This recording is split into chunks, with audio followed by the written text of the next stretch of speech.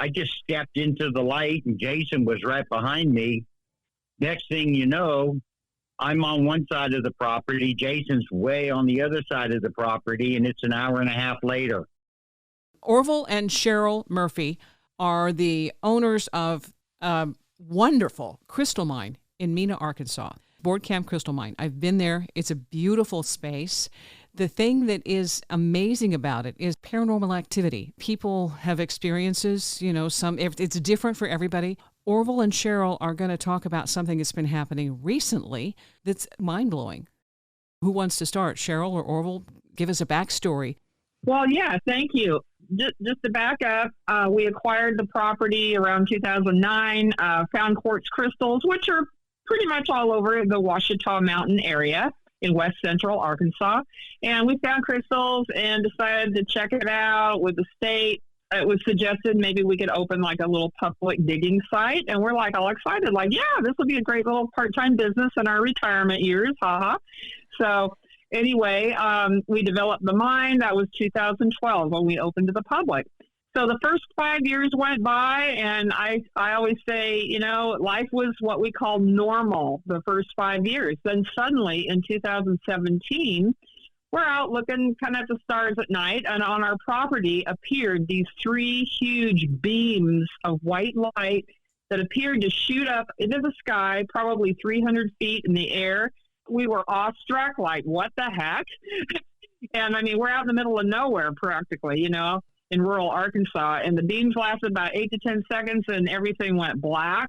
We were amazed, like, what the heck could cause beams like that? And prior to this, we never really had any paranormal experiences in our life. That was all on TV for us. So now we have something unexplained for the first time. So we called a friend who said, you guys had a sighting. You need to call MUFON. Well, that was still like a little foreign to us. But anyway, we got a hold of MUFON, and they came out and did an investigation.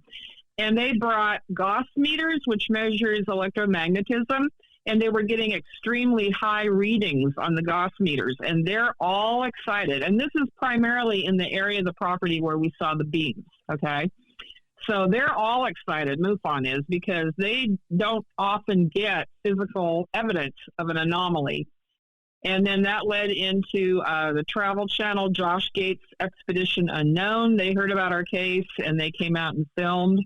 Since then, I can't believe 7 years has gone by. The activity, the paranormal activity has increased. We are amazed, really. I have to say, I mean, we have, we see other lights, beams, orbs.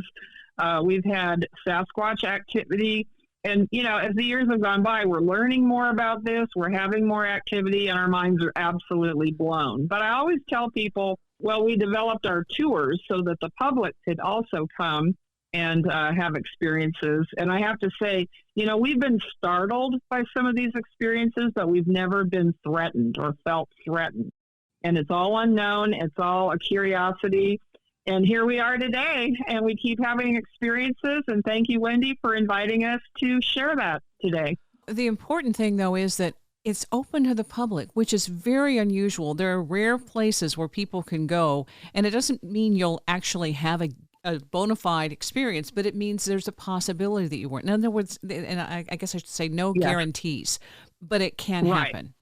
Right. And at this point, after 7 years of having what we call our unexplained tours, we really have had hundreds of people at this point that have had experiences. Not everybody, of course, but I would say more than 50% have, okay, which is amazing. And people can go check us out on our website, boardcampcrystalmine.com, and read more about it. And if you're ever in the area, we'd love to have you come visit. We love meeting people, and especially people who have that curiosity, or maybe they've had sightings or experiences too, and we're all trying to figure it out. And I think the more we get together and share our stories, maybe eventually we'll keep learning.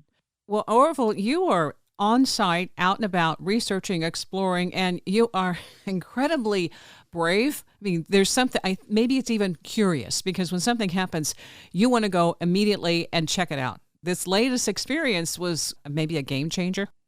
Yeah, on December 7th, we had a friend over here, Jason Head, and This used to be native sacred ground. We did not know that when we purchased it. When the natives told us, of course, we just told them it still is native sacred ground and you can come out and use it as often as you need. The natives asked us if we would start a cedar fire, play some flute music on December 7th, a certain day, time, and because they wanted people to, remote meditate and everything. So I guess there was 2,000 people or so meditating, and we're just trying to do like we're told. So Jason and I got the fire started, and we were sitting there, and all of a sudden, the top of the hill just lit up with a tunnel beam of light, and it just barely cleared the trees. And we ran up there. I just stepped into the light, and Jason was right behind me. Next thing you know, I'm on one side of the property. Jason's way on the other side of the property, and it's an hour and a half later. That's amazing. We had no idea how we ended up there. That's amazing. The fact that the two of you had that experience, you both have memories of what happened? I have basic memories, okay? Mm-hmm. We had a guy come in who asked us if he could do, if I'm pronouncing it properly, that the hypnotism thing. He recorded us when he was doing that, and we were like under hypnosis for like an hour separately. I listened to the audio of the recording of the hypnotism thing, but I didn't understand anything that I was saying. And the cool part is we have really good security cameras. So the beam of light caught everything on camera. What did you see? When I went into the light, I saw what I called fluorescent spaghetti. I know it sounds really silly, but that was what I was calling it. It was all over the ground. I could see people there. It was daytime where I was standing, but if I looked straight up, it was pitch black dark. You could see stars, but there were no trees. I was outside, like a big open field, daytime. So a different dimension? Well, I don't know what dimensions look like, so I can't say yes. Yeah. But I know one thing, I wasn't here, and neither was Jason. And if you listen to Jason's story, he felt like he was in a maze, and he said he had a forest creature, a squatch, kind of walking him around behind him, kind of herding him, and kind of helped him out of the maze. When I was in the light, I heard a voice that said, "You're not supposed to be here." I remember that part. In the hypnotism thing, they said, I heard a voice that said, "Mark him." So I felt something touch my wrist, but then, everything was over, and I'm, hundreds of feet, almost 1,000 feet away from where I started. And the people who came to do the investigation used a black light and put it on the back of my hand, which we have pictures of. And there was a big white dot on the back of my hand that you can only see under the black light. Did you feel any different? We felt really, really thirsty.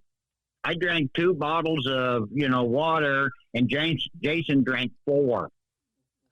And you kind of felt like when we made it back to the stage, this is an hour and a half later, but when we finally get back, I got back first, and then Jason showed up about 20 minutes behind me. I wasn't like delirious, but kind of unsure of everything. May I add something real quick right here? Yeah, go ahead. When Orville got back from where he ended up out on the property, and we have a stage, and that's actually, we had concerts there, but anyway, it's built on our property, and that's where we actually now have our tours, conduct our unexplained tours. But anyway, when Orville got back, he called me because I was actually visiting family in California. I wasn't home. He calls me, and he tries to tell me what happened.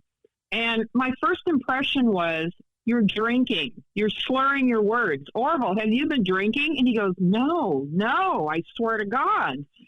And I will testify, Orville, I've seen him get that drunk maybe 2 or 3 times in our 30 years of marriage, but he is not that type of person, okay? Yeah. He'll have a couple of drinks, but he's never gotten that way, maybe 2 or 3 times. And he was slurring his words, and that was my first impression, like, are you drinking?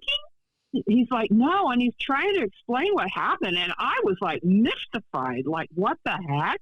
And then I think it was when Jason got back, he texted me a picture of that light shooting up into the trees, which I think I shared with you, Wendy. Yeah. And then also, like Orville said, he, under the black light, you can see this dot on his left hand. And it's like, what the heck? The dot, by the way, did disappear within a few days. We, kept testing it daily. And I don't know, I think maybe 3 days later, it was totally gone. So as far as, his demeanor when he got back, walked back from the experience, like I said, I just needed to share that because I thought it was very interesting. And then he did tell me how thirsty he was. And then Jason showed up. And Orville didn't know where Jason was. When he called me, he told me that. He goes, I'm worried about Jason. I can't find him. And then finally Jason walked up, and Jason, too, was thirsty. So anyway, I'll hand this back over to you. I just thought I'd interject that information. The cool thing is, not only did we get it on the security camera, we got it on 2 security cameras from 2 different angles. Yeah. What all showed up on this? Did it show you walking into this area, this white light? The light was behind a few big trees, and we went up the hill. We were carrying lanterns and electric. And I remember stopping and turning on my video on my phone just before I went into the light. And I'm holding my phone in front of me as I went into the light. But when I looked at my phone, there was nothing there. My phone just shut off and there was no recording. Same thing happened to Jason's phone. I can imagine the electric, whatever it is, a shift there. What individuals, entities, beings, can you describe what you saw? To me, the people that were there, they looked totally human, except they were tall. How tall? Taller than me. Well, okay, Orville. So maybe 6.5, 7 feet. Okay. And then they were Caucasian. They were what? I couldn't tell. Your mind is doing all kinds of weird stuff, trying to comprehend what you're seeing. You understand what I'm saying? Yes. You're trying to figure out where the heck you are. And not only that, though, you said that it was dark. You could see stars, but dark as in time of day. It was nighttime if I looked up and daytime if I looked down. Unusual. And then they told you shouldn't be there. Right. Did they send you back immediately, or was that just like an observation and while you looked around? I think I was there a lot longer than I thought, but when somebody said the word mark him and I felt something touch my wrist, that's when I pulled my arm back, and that's when I was out in the road. Okay. Like 1,000 feet away. So I think maybe me panicking, pulling my arm back is what shut everything off or whatever. I don't know. Did Jason have any kind of a mark? No, we checked. Jason had no marks. The funny thing is I went one place and he went to a different place. What he described was not even close to where I was at. According to him, it was kind of like a maze. He said I couldn't find my way out, and I kept bumping into the things where I didn't know which way to turn, didn't know what to do. And when we talked to the natives, they said that they would come out here and do ceremonies because they could connect with the star people and the forest people. So, which is what we call aliens and Sasquatches. Yeah. So.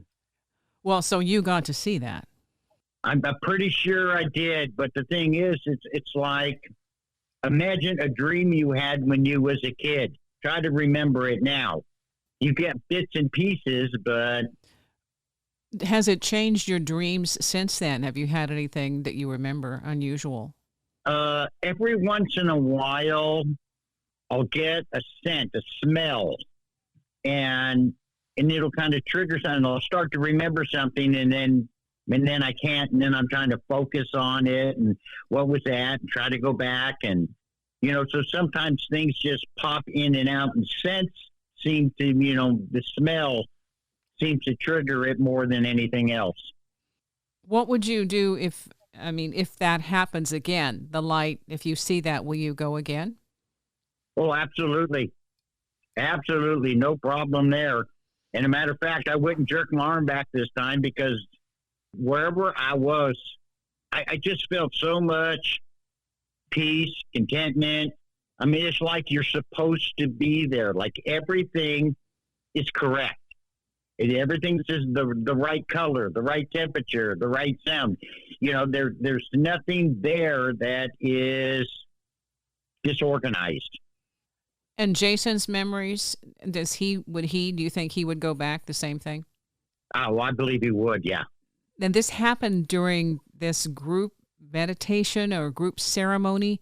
They said that they had people meditating as far as Africa and all the way to the West Coast. Will this happen again this year? I hope so. Okay. So is it like an annual event? No. They just, a bunch of the spiritual leaders just got together and were meditating, and they asked us if we would go out and arrange this. So I said, sure, okay, I'll do it. So called Jason up, and he came out with me, and they sent me a link to a YouTube channel of Native American flute music and drums. And so I'm on the stage. I turned that on, and the TV's on rollers, on the stand. So I brought that out on the stage and faced it towards the hill and turned it on. And when we got back to the stage, the TV was off. The music that you played, is that available for general meditation purposes? Right. That's all it was. Yeah. Well, that would be curious.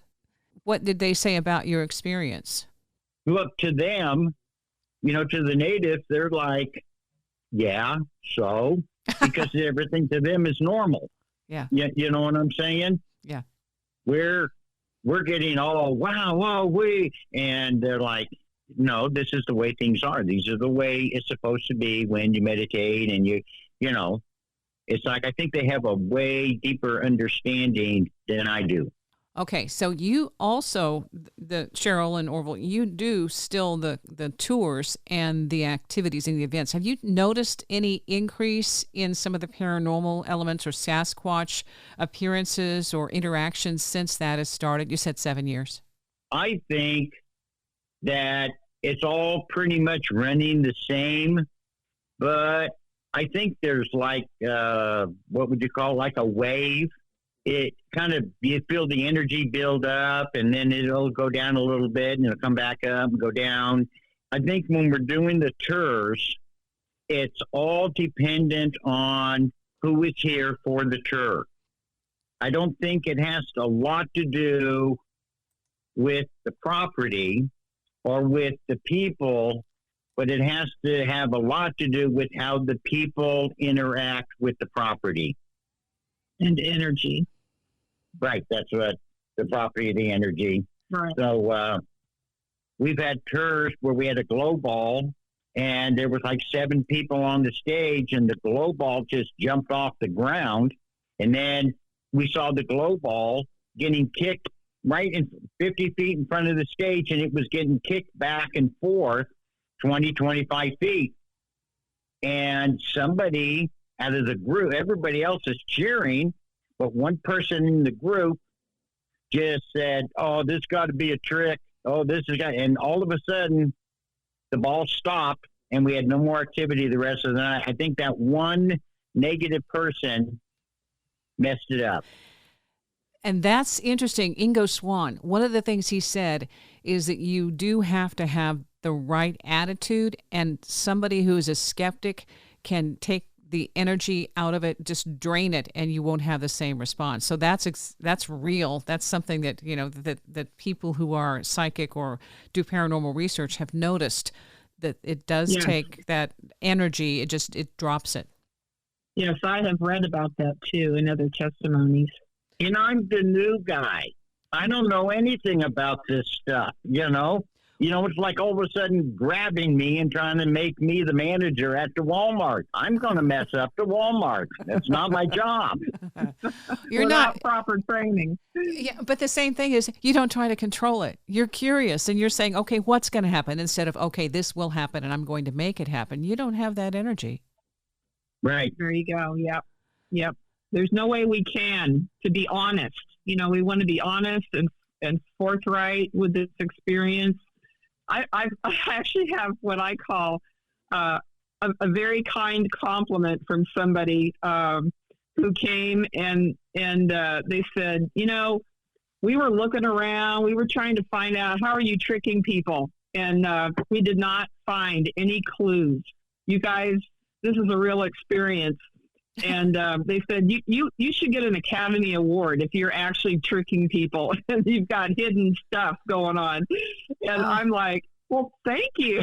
I appreciate that compliment. But we've had people who are remote viewers call us and say, you need to go down and check the stage, or you need to go up and look up on the hill. And sure enough, we get up there and what they remote viewed had happened, which I can't do anything but just write it down on a piece of paper and take some pictures. But I think last summer we got some awesome video, and in the middle of the night, and we turned it all over to be researched, and they checked it frame by frame, and the researchers are going, it is 100% I cannot figure this out. But we have on our security cameras, you see 3 dots start appearing in the sky, and it takes about 5 or 6 minutes, and the dots are getting brighter, but they always stay in proportionate to each other. And then you can see clear as a bell. Anyone who's a skeptic will no longer be a skeptic when you see the video, because this thing is at least 250 or 300 feet across, and it's the largest triangular craft ever. And you could see it just appearing in the sky, goes down right in front of the stage, clears the trees, and goes into the horizon. The thing about that, this is featured in a documentary, and that's available on YouTube. Right, yeah. When I first watching the video, I'm sitting there going, play that back. Yeah, we had to play it back about 20 times because still your brain is not clicking, but there is no way anything is 300 feet across floating across the sky at board camp with lights in the corners. No, I've seen the video. It is pretty extraordinary. And to me, it was the smoking gun. Like I said, it happened right over our heads, and I'm still trying to get a handle on it. Well, I think the tough part is when people use the language and say, okay, here's Sasquatch activity and UFO activity. Those are the words we have right now. There's more to this label UFO, that somehow it's all getting lumped in one category, and it isn't one, it's multiples. And the orbs, UFO, that doesn't make any sense but that's all we have to refer to it. So when you're watching that and trying to figure out what's the difference between an orb and a UFO, and yet there are 3 glowing dots, and they could be called orbs, but they're part of something larger, I think you're in the perfect spot to continue to connect the dots, literally. Well, I looked UFO researchers, and I went and looked at a bunch because I'm trying to educate myself, but I don't want to have someone trying to brainwash me. I want to find out on my own. Yeah. And so I looked up UFO researchers. Then I looked up Bigfoot researchers. And what I found was this. It's the direction you're looking. UFO researchers are always looking up. Bigfoot researchers are looking out. That's about the only two. But if you look at the research, you look at everything, it's all the same. They're both chasing and doing the same things. They're just looking different directions. There's one thing on the property that I find incredibly fascinating, and you call it the nursery. That's a grid. Have you noticed anything different and unique about that space? Well, one, we don't go there. We'll walk to the outside of it, but we don't trespass on the land. It's about 2.5 acres, and it's on the edge of the property. But the natives say that it's beyond sacred. It's land that we should not touch, we should not walk on. From a distance, you can look in, and there were times where, you know how a woodpecker will make holes in a circle around a tree? Yeah. We've seen that at about 4 feet up, and each hole has a feather in it. Well, one, a woodpecker's not going to make a holes that low and then put feathers in them. When you took me for the tour in that area, I had the mind speak of walk, and what it told me was to tread lightly. And so I tried to follow your footsteps so that I didn't step in anywhere I wasn't supposed to off path. And at the end, I got the mind speak, now pick up a stone or pick up a rock. And I let it tell me that 3 times before I picked anything up, and finally, because I thought, I don't want to take anything. I don't want to disrupt or be disrespectful, but it was telling me to do this, so I did. And when I picked it up, it was just a regular rock. I turned it over, and it was beautiful. It had the tiny crystals. It was, like about an inch and a half, a small rock. And it was mind-blowing to me that when I finally picked up the rock and turned it over, it has a unique shape, kind of like a foot. And so here it is with the crystals on the bottom, and it was a gift. It was thanking me for respecting and following the instruction I was given. So I think it tests people when you're there to see what your intentions are. And I was trying to be respectful, and that gift was I think a response that acknowledged that there was a connection. And I think that's what happens when you have an open mind in play. Because I had no idea that we were going to encounter Bigfoot when I visited. And so I really thank you for opening me to that experience, because I've had them since. And it's a wonderful connection. We had a guy digging in the mine years ago talking about being tested. So he's digging in an area no one's dug in before. He goes down about a foot deep, and he finds a ring. And the ring was like a platinum or something ring, and it had a special type of wood around the outside that was from like Hawaii or something. We looked it up online. It's like $1,000 ring. There was no way anybody buried it there. It was in virgin soil a foot deep. That looked brand new. And it looked brand new. Didn't have a mark on it. Well, what he did is he came all the way in when he checked out, and he goes, here, I found this ring. He could have put it in his pocket. I think that he was being tested, and he might have had something big going on in his life. Well, I didn't ask for background.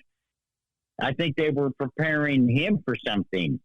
I don't think there's an accident with these kinds of events that you have and that people experience when they go there. And I do believe that is sacred space. It is a very unique space, and people who visit you, I believe they're called, whether they know it or not, that you're ready to have an experience that may challenge your beliefs. BoardCampCrystalMine.com. A quick break. Every experience at Board Camp Crystal Mine is unique. Some are beyond explaining. We had a mother and daughter out here a few years ago, and the daughter was like 21 or 22, and she's wearing a brooch, and her boyfriend got killed on his motorcycle. He had given her the brooch. So the mother is taking the daughter on vacation and kind of helping her adjust, right? She's taking pictures of her up on the hill during the tour, and they were going to go crystal digging the next day. And she took a picture of her, and that little stone that was in the brooch had fallen out. somewhere in the forest, that little tiny, about the size of a lima bean, gone, and it's brown. And we looked around, and there's no way we're going to find it. We covered too much ground. So we're sitting on the stage. She's crying, all upset. They ended up leaving early because she was not having a good time. But they did come back the next day to go crystal digging. And Cheryl gave them the yellow buckets, and they went out crystal digging. She did not have a good time crystal digging. She put a few stuff in her bucket, no big deal.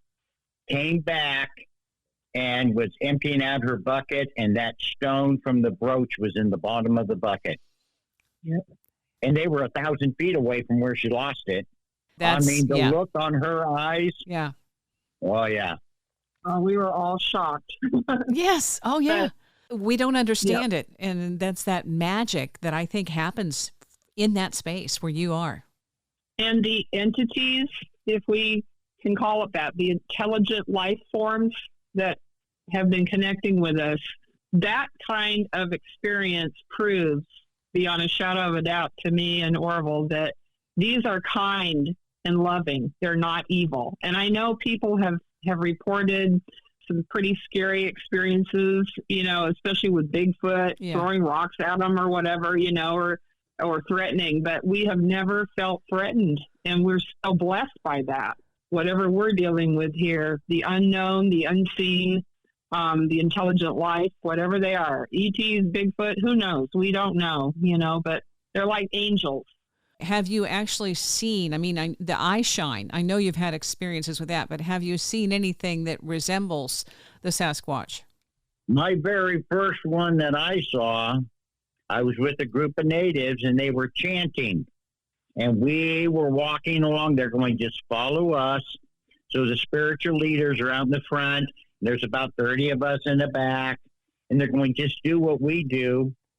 So we get up near this big ravine, and everybody stops at one time. There was nobody go, okay, stop and turn. No, everybody just stopped and bowed their heads and kept chanting.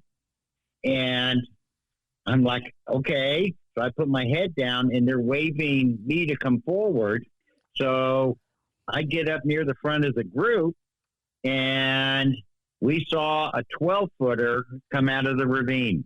And this is in the evening, not even dark yet. Sun's still in the sky, but near the trees. And we had a 12-footer come out, and you can see on his face, you could see he was old.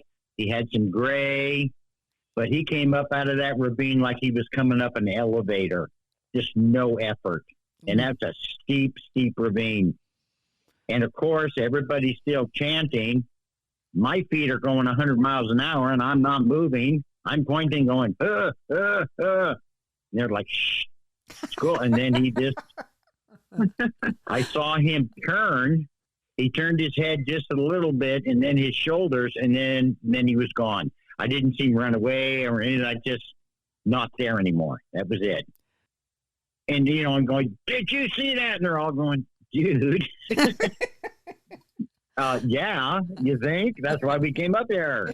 So, Orville, I just get the kid in the candy store. Here you are. You've been, allowed to see what you are actually the guardian for in that space, and so you were gifted with, yes, here. This is who is here, and because of them giving you that bridge to be able to be part of it, to just understand that this is real. Yeah, and the thing is, why we got picked, I don't know. I was in the Army. I belonged to the VFW, overseas. I was a hazard mitigation technical specialist for Homeland Security. None of this is in the government handbook. And that's all I ever knew. So when you're seeing all this and you're trying to make sense of it in our reality or in our time, then it's confusing. But if you just sit and just let things happen and focus on the moment, then you understand more. Well, and Cheryl, the same thing. I mean, you have that open, non-judgmental. I know you help animals with, work with animals in the humane. I think with one of the local humane society. So Yes. there's that generosity, that kindness that I believe is drawing others to you. That could be. Thank you for saying that. And I'd like to throw this angle in too. I was raised in church, a Christian church. I and Orville are Christian believers. We believe in the Bible, Jesus, the whole bit, and that God created stuff. So if this is a fact, I mean, the Bible, I'm reading it with new enlightenment. Like, it talks about the seen and the unseen world, or the invisible and visible worlds. It's like, how'd they know that back then, 3,000 years ago? Plus various descriptions of experiences or even creatures that apparently those ancient people saw. And not only the Bible, but other ancient writings. They describe experiences or creatures, and they're doing the best they can to describe their experience or what they saw with the limited language, that they have. It's kind of like Orville walking into the light. All he could say was, it looked like fluorescent spaghetti. I know. Yeah. and it's like, okay, well, that's the only way he can use to describe that. And if he writes it down in a book and it's read 3,000 years from now, how are the people going to interpret that? Yeah. Will spaghetti like, still what? be here? Yes. What we'll be eating. Fluorescent. Yeah. What's fluorescent? Never heard of that, but so I do believe there is a supreme being that created everything. And if he created all these interesting life forms in our third dimension that we live and walk in, why couldn't he create other life forms in other dimensions that they're able to interact with us? Yeah. We're very limited in our third dimension, obviously. But I've been listening to, for example, astrophysicists such as Dr. Hugh Ross and Dr. John Lennox, who are both Christian believers. And they studied physics, and through studying physics, they started connecting that with the Bible. Like, wait a minute, there's some interesting things here in the Bible that actually is scientific, if you look at it that way. So many people close themselves off to, quote, religion or spirituality. Mm-hmm. And, I always say, well, and religion is man-made. It's, systems have developed out of that, but faith is personal. Yeah. However you believe, that's a personal experience for you. And now that we're interacting as well with what we probably could only describe as the spiritual world or other dimensions, I mean, this whole experience is so fascinating, and we certainly enjoy sharing it. And we love to hear other people's experiences, and no matter what walk of life they come from, as long as it's good, it's good stuff. Well, so the two of you seeing all of these people, like you talked about the woman who lost her husband and was really distraught, and then having that, what would seem like a tragedy again with losing something very, very special, and then finding it, I think that's textbook of what this kind of anomaly is capable of, showing you there's more to reality than we are able to see or witness. And that, I thought that was a beautiful experience. Yeah. And the thing is, we own the land, and we know we do because the tax guy sends us a notice every year reminding us. Yeah. But in reality, we're basically just the caretakers. Crazy Horse said, treat the earth well. It was not given to you by your parents. It was only loaned to you by your children. And that's what we try to live by, is try not to do anything that's going to destroy it or, mess it up for the next generation. So this is going on, 24/7 all year long. You have the available tours; they're seasonal, so you're kind of in between. You'll be closing up shop here pretty quick. We're old, yes. We're open end of February if it's not snowing and freezing to the end of October every year. Yes. Okay. I like that. We're old. Okay. Now, that wasn't where I was going, Orville. Well, that's where we're at. Okay. Well, so Debbie is there. Okay. Yeah. Debbie's your daughter. Yeah. All right. So Yeah. it won't be discarded and left to ruin. It will still be maintained. Right. Yes. And we've already had a few of our other kids and grandkids who have visited and experienced the unexplained. And we're overjoyed because, we don't know what the future holds. But now that they and Debbie, of course, have come and experienced things, maybe this will responsibly be passed on to the next generation. That's our hope, for sure, and I think it's going to happen. I think that's the purpose. I mean, there's a window open there, and it allows people to come in and make up their mind. There's a quote that Orville, on one of the previous shows that we did, I loved it because I thought it really, it says a lot. It says, and this is Orville, these are Orville's words, "I think the paranormal is not a cookie cutter. It's not cut and dried. You see what you need to see, and it's a personal experience between you and them." And I thought that was so brilliant. Yes, that's very true. I have to agree. So Orville, I hope people pass that on because you don't take credit for anything, but you are such a guidepost in keeping that curiosity of, well, what's here and what's there. And I hope your next foray into the white light will be just as interesting, and you'll still come back. All right. Yeah. And I hope one day that this turns into like a sanctuary to where people can just come out in the daytime, just sit and meditate and just pick up that natural energy and bring barbecue. Yeah, bring barbecue, something to eat. That'd be great. Obviously we're a business. There's the business angle of it. You know what I mean? You have to pay your sales tax and all that stuff. So we have those responsibilities. But yet, like Orville said, we want this to be a sanctuary where people can come, and it's not all business. We have to do the business thing to run it, but we don't have to as far as the experience. That's personal, and we share that, and it's a beautiful thing. Will there be an opportunity the next time they do a group meditation for other people to join in, or is this something that is a private event? No, there will be. I've already talked to them about that, and they're talking about, well, we could start 2 months in advance and start promoting it, because right now it was kind of a closed door session. Yeah. I mean, basically it was sort of like a CE5, I don't know. Yeah. But it was definitely human initiated contact. And some things are spontaneous also. You can't necessarily plan. Right. You can try. Right. There's nothing wrong with planning. But, so some things are spontaneous as well.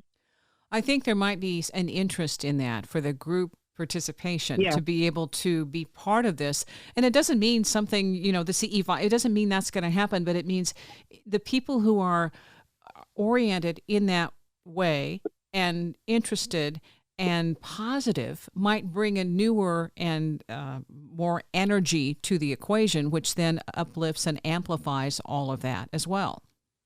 Yes, good point. And we have hundreds of videos that it would take you months to sit there and watch all the videos and stuff that we've caught. And it's like we still probably have hours and hours, days and days of videos we haven't even gone through yet.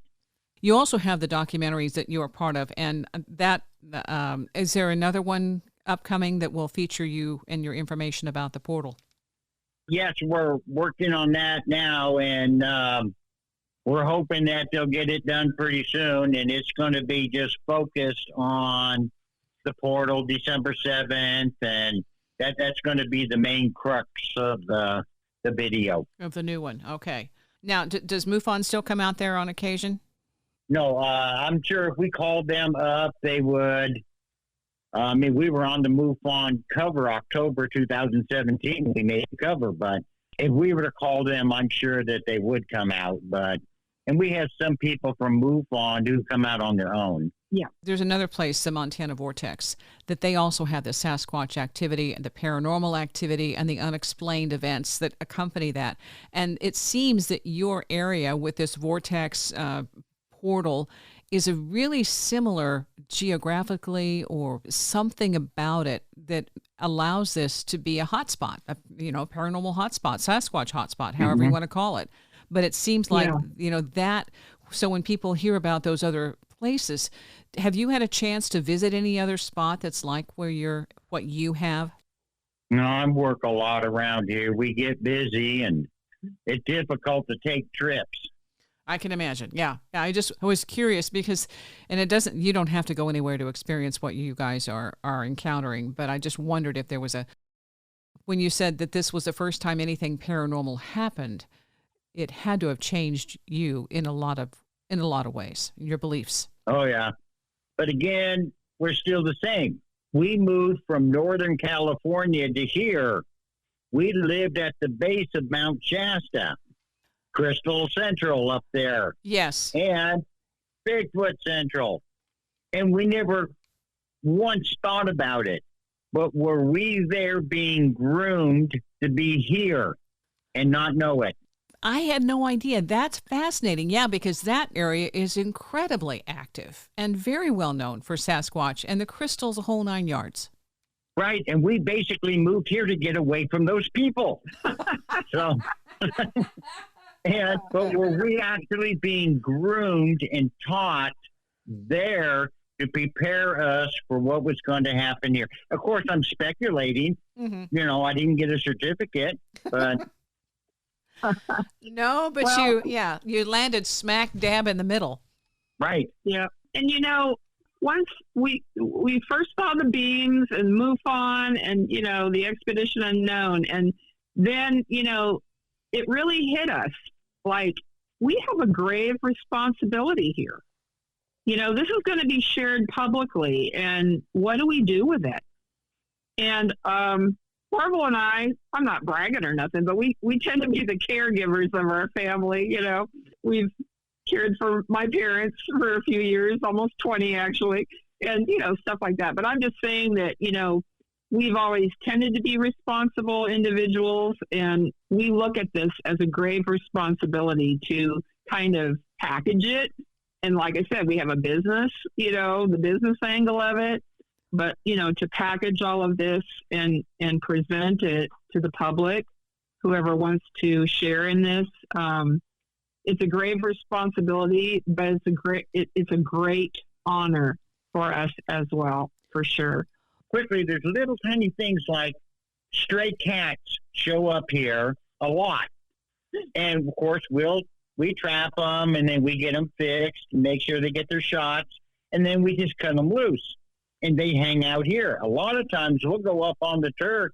These cats will follow us deep into the woods. Cats are something special in the paranormal because you're out there walking through the woods with a couple of cats, and all of a sudden both cats will stop and turn their heads at the same time, or they won't go any further. They're giving us messages, and I've been able to follow a lot of messages from stray cats. Yeah, the animals do act differently. There's the Montana Vortex, I think they were saying that the horses, there's a certain spot that the horses, they will shy away and cross it and then come back, shy away at the same spot. But there's definitely, they have that sensitivity of, okay, there's something else here that we're not privy to. We have a deer. She lives in the garden area in the front yard. She shows up. She has her babies every year. You see her walking around the lawn. She'll walk around the house. And every once in a while, she'll come out with her fawns. And she won't let us go up and touch her, but we respect her, give her space. But she lives in front of the house. Yeah, it's a safe space for her. She knows it. Right. Yeah. Yeah. Yeah. Okay. So you've got 2 books. I think with all of this takes it to a new level for the next book, Cheryl. Yes. Oh my goodness. And not only that, but we have so much documented, and I was able to publish the first 2 books, which are the beginning of our story. And my intent is to keep writing. So it's not easy to sit down and write a book. I have to say. I know you're busy. But at the same time, there's so much ammo. You've got a ton of stuff. Yeah. It's part of the responsibility. Like I said, the intent is to publish our experience so that it is a published work for the future, for whoever is interested, for whatever reason. But it is part of the responsibility, and I've got to get going and write the next book or books. Well, and the thing with Orville and Jason, the fact they both had the hypnotic regression sessions, to be able to use that, include that, and along with Orville's conscious memory, his conscious recollection, and how he integrated it with what that experience that he talks about. That's a really nice comparison. Yes, definitely. We had a tour the other night. We went up the hill, and that's the only time I go up there is when we're going to have a tour. The area where this happened on December 7th, still there's no leaves on the ground. There's leaves all over the place on the ground, except there's one spot, no leaves. Yeah, and you've had the electromagnetic energy tested there. Because I've seen the results of the things that are discombobulated after something happens. And the thing is, because of the magnetic field up there, scientists cannot come up and use their fancy equipment because it messes with all the electronics. So we go old school. So I went down to the Walmart and I bought one of those $3 wall clocks. Yeah. You know, if you take one of those and you put a magnet in front of it, it'll stop. Move the magnet, it'll start again. So I have it sitting up on the hill inside of a plastic container. And all I have to do is go up and see how much time was lost on the clock. And I can tell when the magnetic field was over 8 Gauss. Wow. 8 Gauss will stop the clock.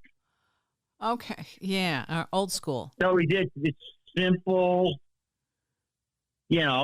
and it's very accurate. Yeah. I don't know when it happened, but I know how long it happened for. Mm-hmm. Mm-hmm. Yeah. Well, see, that's what you're learning. You're learning how to work around the blocks or work around the challenges. We set up a recording device on the hill. The scientists are up here. And it says it has 8 hours of battery. The battery went dead in like 10 minutes. So I went down to the store and I bought a big old spool of 200-pound fishing line and 2 milking buckets. Remember how you played telephone as a kid? Yeah. Yeah. I used 2 milking buckets and 200-pound fishing line. And that's what we're using as a radio, and have that sitting at the stage. So we could set the recording device in the bucket and we could hear what's going on the hill. Wow. Without the batteries going dead. Yeah. See, that's what's creative. And I think that's why you're there, because the background that you listed before gave you an education that other people who aren't familiar with that wouldn't have a clue. And most of the time I don't have a clue, but sometimes something will pop into my head, or I'll dream about it, or and I thought, milking buckets and a piece of string. Okay, that'll work. MacGyver. Yeah. It's jack of all trades. There you go. I actually do call Orville MacGyver because he is that type of person. Yeah, he's got that down pat. I'm looking forward to hearing more and seeing the next phase of this, because it continues to happen, and people who visit you have their own stories to share too. And so that's another element of this that it's just fascinating. And I'm so glad that you are there, because you're able to participate without trying to call the shots and make it something. It's just allowing it and saying what's going to happen next, I think, is extraordinary. And we're waiting for you to come back. I was just going to say that. I think, I don't want to expect anything. I don't want to put anything on it, but it's a place that I really feel comfortable. And I really, there's this, I've had this experience since then of the mind speak and those kinds of things. I was out this weekend, Lake of the Ozarks. Okay. And the Ozarks for me it has that Sasquatch element, and walking along and hearing the thing of, telling me that our minds are so busy, they're so cluttered. How can we tell who's talking? As in, hearing other people's thoughts. And what it said was, in order to have these experiences, this was the message. It said, open mind. Oh, no, I'm sorry. Quiet mind and open heart. And I thought, that wasn't, it wasn't mine. It was just that beautiful. I thought, I need to write that down to save it, because it was the message. And I think that's the way they connect with us, is giving us those kinds of insights. And then, we take them for what it's worth. But for me, it was that quiet mind, open heart. And that's how you walk in beauty. And that's a lot of the times that I think that's a Cherokee beauty walk, a Cherokee phrase. And the beauty is nature. It's nature, not disturbing it, but becoming part of it and enjoying it, which is what you guys do. So, yeah, I am interested in coming again. Good. So yeah, Andy and I need to make a trip. For right now, though, we'll share your message, and your books are out there. I'm looking forward to the next installment, and the tours. Yeah, the tours start again in February. Yes, and they still run till October 26th will be our last day this year. Okay, all right. And when we do the tours, we limit it to only 12 people. I don't want 100 people here interfering with everything. If you keep it small, you keep it simple, then everybody has a chance to experience. Plus, smaller groups, everybody knows one another, and, it's easy to work together as a single unit. Oh, I agree. There are other people who do that type of tours, and they say you get better results with a smaller group. Yeah. And plus, if you lose somebody, they're gone. Right. Oh no, an abduction. Yeah. So that also helps. Okay. All right. Hey, thank you. We just want to say thank you, and I want to thank you for respecting us too, because we've done some shows where, someone's trying to make it look like a fool or an idiot, and it's like, they're thinking like, oh, the big negative thing is what sells. And with us, we don't try to sell anything. You're not there for the tire kickers. And I want people to understand that what you're doing is legit, and you have this wonderful heart. And I do believe you guys, you demonstrate that. The thing that Sasquatch gave me, which was the quiet mind, open heart. You guys are doing that. So, that's why the Native Americans are connecting to you and saying, here, let me show you what you're basically guarding. And so you're right place, right time. I forgot about you saying you were from the Mount Shasta area. Of course. Jeez. Okay. Another crazyism. Yeah. And you thought you were escaping. No. You were ready to go right into the heart. They already had you prepared. You had no clue. Out of the frying pan and into the fire. Yeah. Orville and Cheryl Murphy. There is a new documentary featuring the information about the portal coming up. I'll post a link when I get that. Website, boardcampcrystalmine.com. Links are in the description for the show. Thanks for listening.